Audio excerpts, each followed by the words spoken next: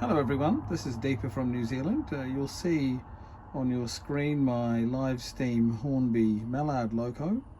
I just managed to find this after a bit of searching as I was thinking what to produce for my next video.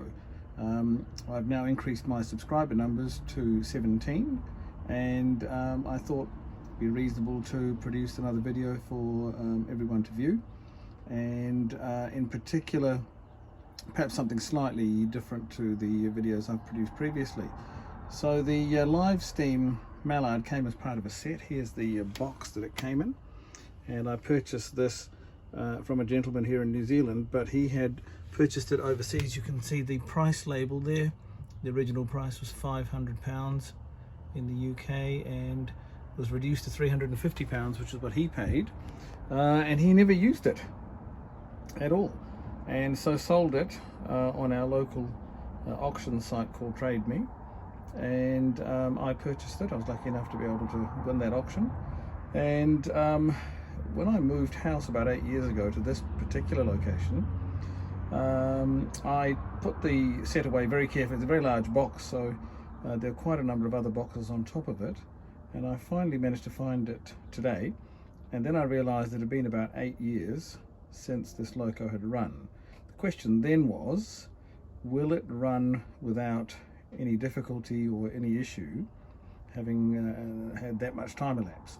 So what I did, and I've done this off camera, is to service the loco just with a little bit of light oiling of the valve gear and any other moving parts, and also to clean the wheels on the tender. The power pickups are actually from the tender, and so I thought those would be the things to attend to. Following that, I connected up the controller and the power transformer unit. These are not compatible with other Hornby items, so they're specific just to the live steam locos. And what I've decided to do now is I've filled it up with 25 mils of distilled water, and I've applied oil to the front of the loco. Underneath the chimney there's actually a screw which undoes, and that allows oil to be topped up, which is supposed to be added to every few steamings or so. So I thought what I would do now is power it up and see what happens next. So here we go. The controller has a number of controls. The main one we're going to be using for the moment is this one here, which you turn it all the way around to this superheat position. I don't know if you can see that very well, but that's the final position on the lever.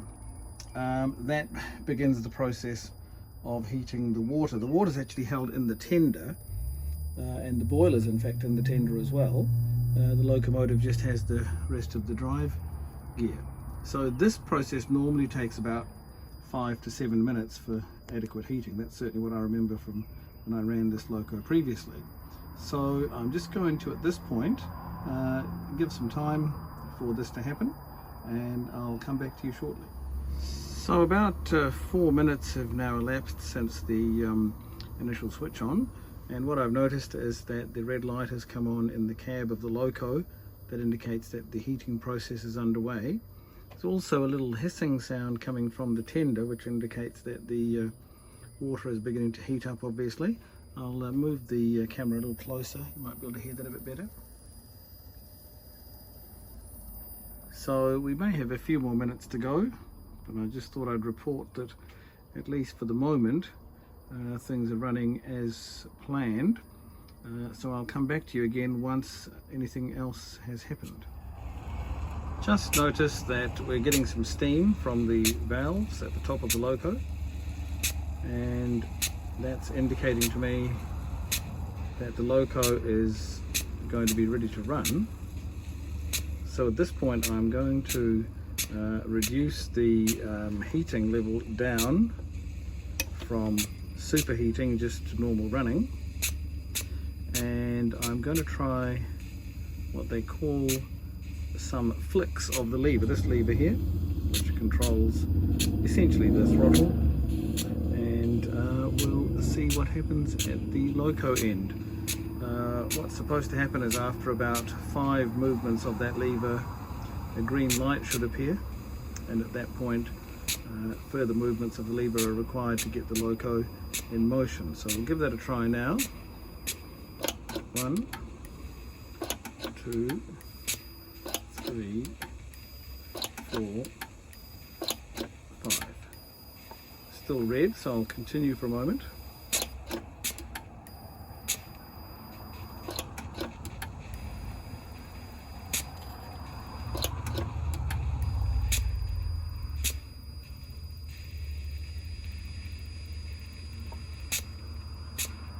Nothing's changed at the moment, but there's certainly a bit of steam emitting from the valves.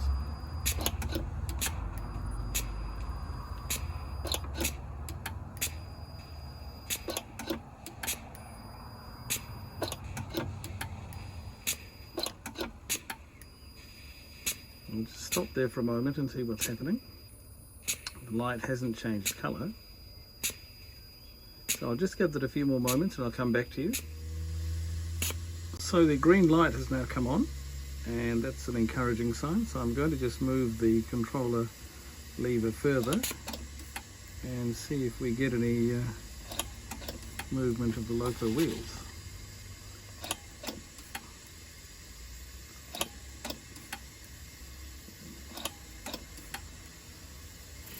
Oh, and it's taken off. Just like that. Running at a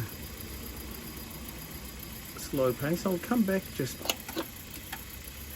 1 notch and see if I can slow it down slightly. But that certainly appears to be running quite nicely. I don't know if you can see the emission of steam from the chimney, probably with the I'll bring the camera down a little lower, maybe easier to see. But it's certainly quite obvious. It's running very smoothly.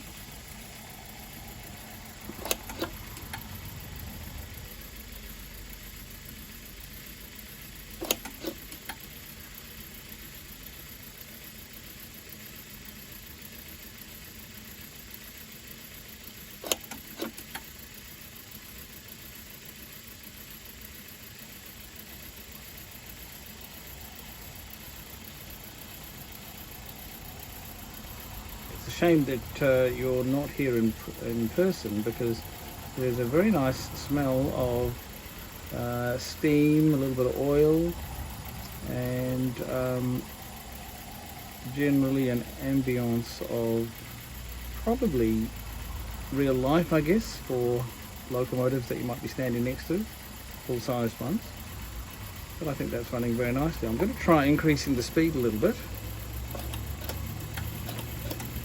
It's increasing very readily.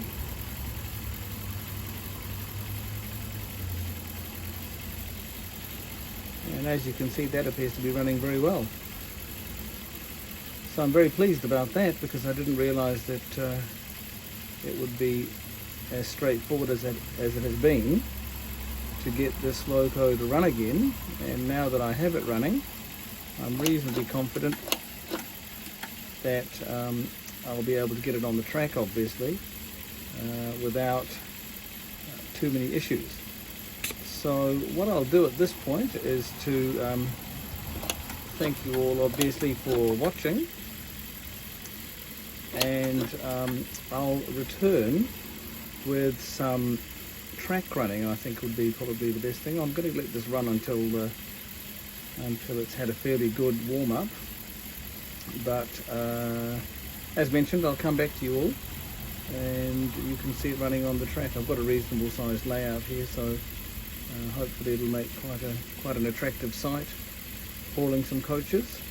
I would like to thank my subscribers for subscribing, and for those of you who've watched the videos as well, thank you very much for that.